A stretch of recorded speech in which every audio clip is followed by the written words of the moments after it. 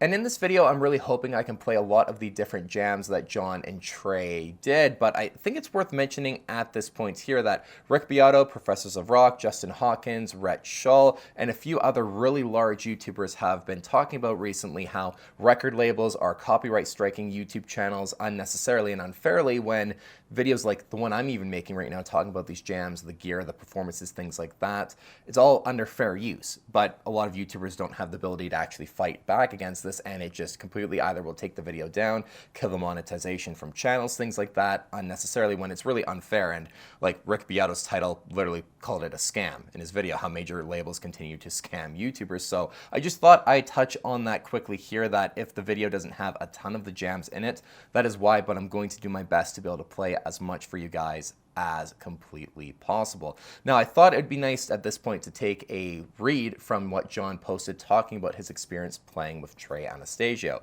He says, "Night 3 in Golden Gate Park celebrating 60 years of the Grateful Dead will be one we will never forget. I finally had the chance to play with Trey Anastasio, and beyond the full circle moment of it all, the lock we had going was instant. Trey's ears to fretboard data transfer time is unparalleled.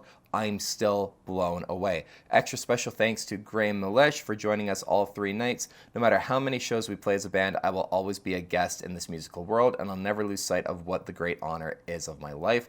Happy 60th Grateful Dead, and long may you run. Bob Weir, Mickey Hart, and Bill Kreutzmann. It must be said, I'll never come close to playing like Jerry Garcia, but if I can somehow get you closer to him and to the spirit he created 60 years ago, then I suppose I've done my job. Thank you for accepting me." Amazing words from John, and he's absolutely right. Trey's playing the way, I love how John describes it as the ear to fretboard data transfer time being unparalleled. Absolutely crazy.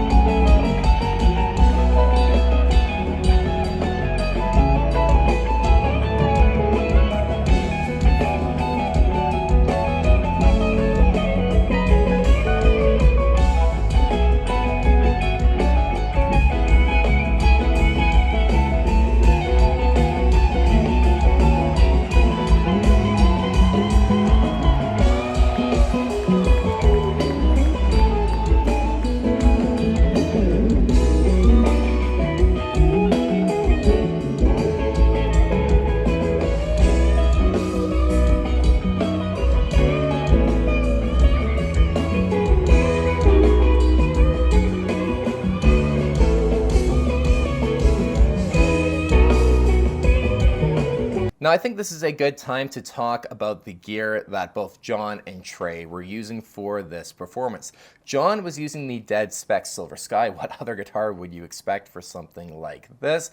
And I've made a full video talking about the pedal board that he had going on at this time and what we kind of know that John was using. But for like the drives, it's the usual stuff: TS10, Klon, Centaur. The Tempolo audio devices Real Deluxe as well was used in the mix. Could have been for like a bit of a preamp thing. That at least was on the pedal board. He had a few exotic super clean buffers and boosters too. So that's kind of the main things there in terms of those drive pedals that John had. But there's a very high level video talking about John's pedal board from these nights, so you can go and watch that if you want it in a lot more detail. As for the amps, it's the exact same amp setup that we've expected John to use from the Sphere residencies in 2024 and in 2025 with Dead & Company. We have the Silverface 50-watt overdrive special, a Fender twin reverb, and the Dumble Ultraphonics modded Bandmaster that John acquired, I believe, right before the 2024 Sphere residency. That rig is completely the same, with a Soldano space box sitting right on top of that Fender twin. So that's kind of John's amp setup, his rig, just at a very high level. And I've done my best to do some research on Trey's rig and some of the stuff we're going to be talking about now, but we're going to quickly listen to some more of the jam, trying to break it up a little bit as well, which seems to help the the way these record labels attack videos for copywriting, breaking it up a little bit more, diving into things with the breakup in between these clips. But I've done some research on Trey's gear, so we're going to talk about that right after some more footage of these jams.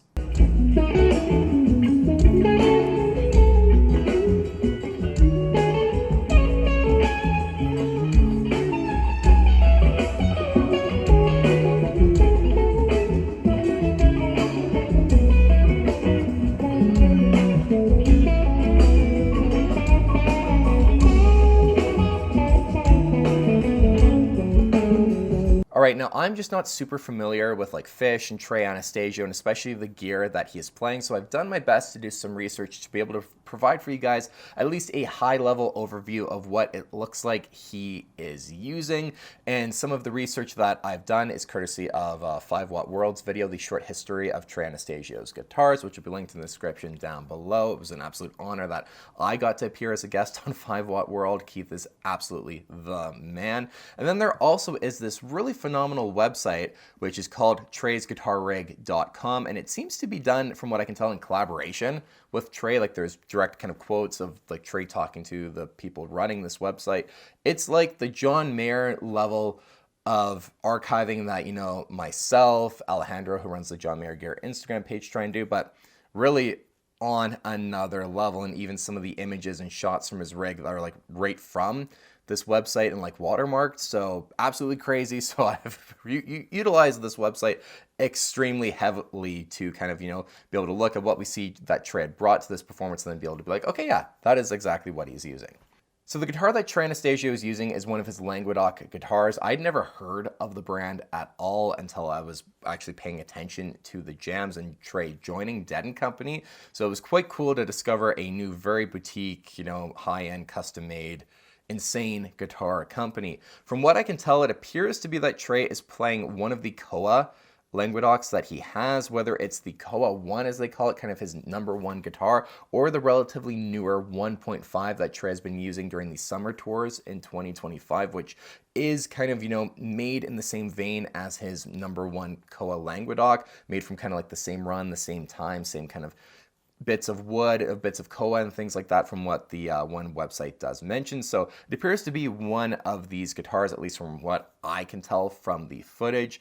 Very beautiful. Koa, to me, is a wood that I really want to have in one guitar at some point. Hawaii has always been an incredibly special place to me. Vacation there as a young kid with my family throughout the years, and I definitely am going to have at least one Koa guitar at some point in my collection permanently, down the road, but that's something I've always really wanted. So to see Trey's guitars being heavily utilizing Koa, I just think is really awesome.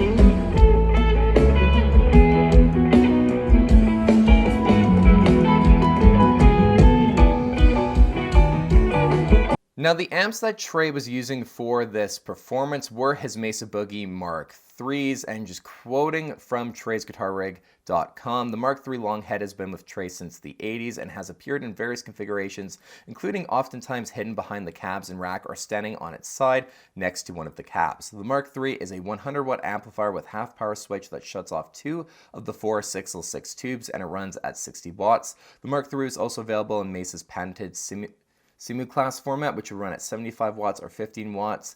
Not sure if Trey's were those Simu-class. These have been amps that, yeah, Trey has used quite a lot in a lot of footage over the years, and tours definitely one of his main amplifiers from just the quick research that I've been able to do. And in the rack there, that's definitely what he had, 2 of them along with them. So those are the amplifiers that he was using, and the only 2 from what I can tell that he had for the performance. And then in terms of the pedals, it's a little bit more difficult to tell what Trey is using, but you do see the rack unit in behind him, and there are 2 way huge Supapusses in there, which are a delay that Trey has used quite frequently over the years since its release. It's been one of his long-standing delay pedals that he's relied on, and there has been reportedly at least 3 of them that he has used at the same time. And again, this is just taking right from Trey'sGuitarRig.com because the information is absolutely phenomenal. I've been doing deep dives on Johnny Buckland's gear and sound and the Edge's gear and sound, and I wish there was a resource like this that I could utilize to actually develop that understanding and knowledge and kind of, eat even in my own trying to replicate some of those sounds, like trying to do a lot of the tones that the Edge was doing for the Zoo TV tour and, for support of a Tune Baby. It's very difficult to actually really sort out concretely what he is doing. So I do very much appreciate this website being out there and having just the most incredible knowledge. So it talks about how with at least 3 Supapusses in 2019, Trey used 3 of these pedals in his signal chain, all controlled by the custom Audio Electronics RST24. One was called Echo and was used as an almost always on very mid delay. The other 2 were called Supa and Puss. Supa, pictured above, has the tap tempo set to the dotted 8 setting, while Puss is set to the quarter note setting. The latter 2 remain in the rig today. So you have the Supa and Puss ones in there set to their very specific delay settings, dotted 8th and quarter notes. So that's what I'm assuming we see with the 2 Supapusses behind Trey in the rack unit. Then it also looks like the Ross compressor is there as well, but it's very hard to actually say if that is it there. Something else in the rack unit, but with the custom Audio Electronics rig in front of Trey, there is another gray pedal that could be that Ross compressor. There's some different shots of Trey's rig I'll throw up on the screen where he's had that on kind of the pedal board behind the custom Audio Electronics controller as well. So I'm assuming that is somewhat in the mix. And then Trey's also been known to utilize vintage TS10s. There definitely appears to be at least one of those on the rig as well down there, that kind of brighter green pedal, again, behind the custom Audio Electronics controller. Another pedal that looks to be behind the controller is the Nux Voodoo Vibe. That's one Trey's been using for a while as well, and the little red kind of mini pedal you can see there, I'll have an arrow showing what I'm exactly pointing at. That appears to be the Nux Voodoo Vibe in the mix as well. And then the last thing that I can spot in terms of pedals is the gold one, I believe would be Trey's Klon Centaur. He has been known to use the Klon Centaur with the gold finish as well. So that, I'm assuming, is what that pedal must be there. So it kind of looks like to me the Nux Voodoo Vibe, Gold Klon Centaur, Ross compressor, and then a TS808 kind of round out what things you can see there. Like I said, I'm not super familiar with Trey's rig. I'm sure a lot of you guys are more familiar. So any insight, any corrections even, are certainly welcome in the comments down below. I just wanted to do my best to try and research and give you guys some sort of insight as to what Trey was using, because the tones he got were absolutely incredible and his playing is monstrous. It's absolutely insane. And this performance with Trey, I just thought was so incredibly cool that we finally got this moment. And it's definitely one jam like this. There's one whole video that's out there that has Scarlet Begonias and Fire on the Mountain all together, and it's one for half an hour. I've played on loops a few times just listening to it. It is really fantastic.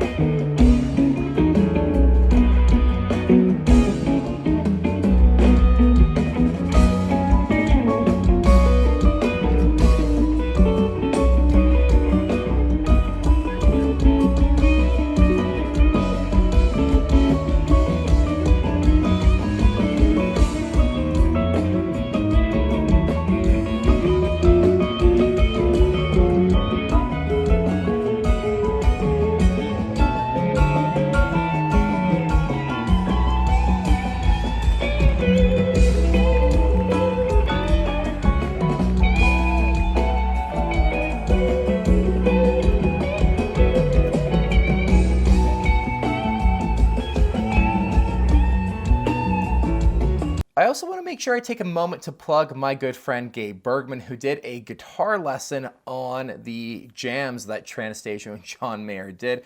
Gabe is a wicked player, a very big deadhead, and this video, if you're wanting to kind of maybe learn some of the licks and the theory behind the jams and this performance in general, definitely go check Gabe's video out. It's really phenomenal. It will be linked in the description down below, and it really deserves a lot more views because it's so amazing. He did such a phenomenal job with it, so I gotta plug that video for my buddy.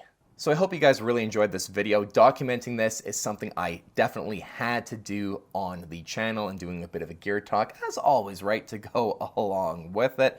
Maybe we'll get Trey and John jamming more together, or maybe John could have Trey on A Life with John Mayer, his Sirius XM channel, and interview him. I think that would be really cool, kind of talking about Trey's influence, you know, his career, everything like that, talking about Jerry Garcia's playing, Dead & Company, The Grateful Dead. That would be a really phenomenal interview, I think. So now the fact that the two of them have finally played together on stage, I think this could open up the doors for more collaborations between the two of them, and I think that would be really welcome from all of us. So thank you guys so much for watching this video. Like I said, I really hope you guys enjoyed it, and I really hope that I didn't have that much of a time in editing, playing a lot of these clips for you guys. That's what I'm going to do now, is go and edit this video and hope I can play a lot of these jams so you guys can hear the tones, and it's all documented on the channel. Thanks again so much for watching. Take care, you guys. I'll see you on the next video. Anyway, go ahead and click the subscribe button if you like what you see.